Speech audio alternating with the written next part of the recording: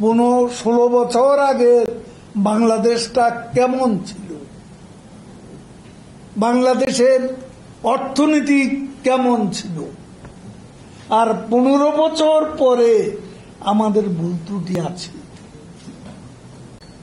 এটা আমরা অস্বীকার করি না। প্রধানমন্ত্রী বলেছেন অতীতের ভুল ত্রুটি থেকে আমরা শিক্ষা নিই।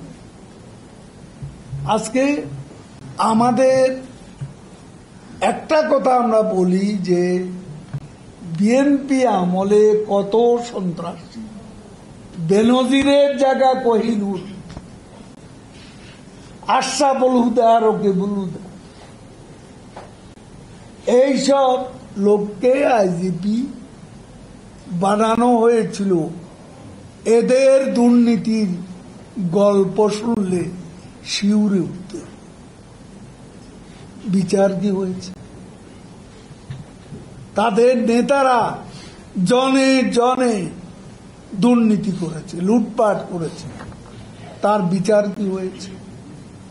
বিএনপি কি তাদের কোন নেতা বিচার করার সৎসাহস দেখাতে পেরেছে যেটা শেখ হাসিনা পেরেছে?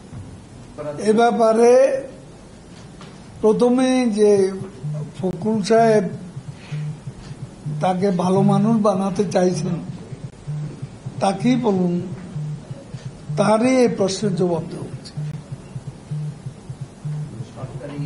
কেন তাদের নেতা আদালতের আদেশ লঙ্ঘন করে বক্তব্য প্রচার করছে?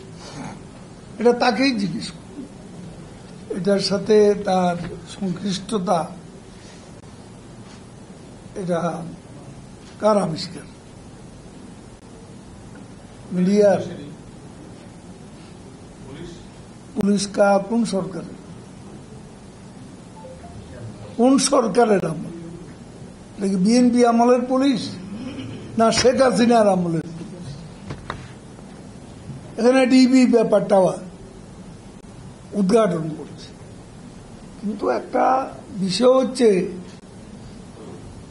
মামলা হওয়ার আগে এবং মামলা শাস্তি হওয়ার আগে নিয়ম অনুযায়ী কাউকে অপরাধী বলা যায় না,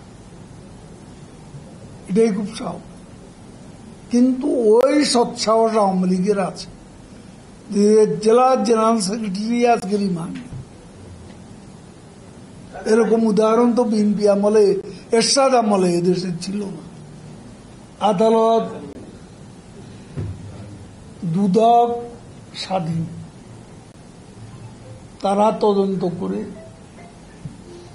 যদি মনে করে ইনভেস্টিগেশন তার বিরুদ্ধে অভিযোগ পাওয়া গেছে, সেখানে মামলা করার স্বাধীনতা দুদকের আছে, আর বিচার করার স্বাধীনতাও বিচার বিভাগের আছে।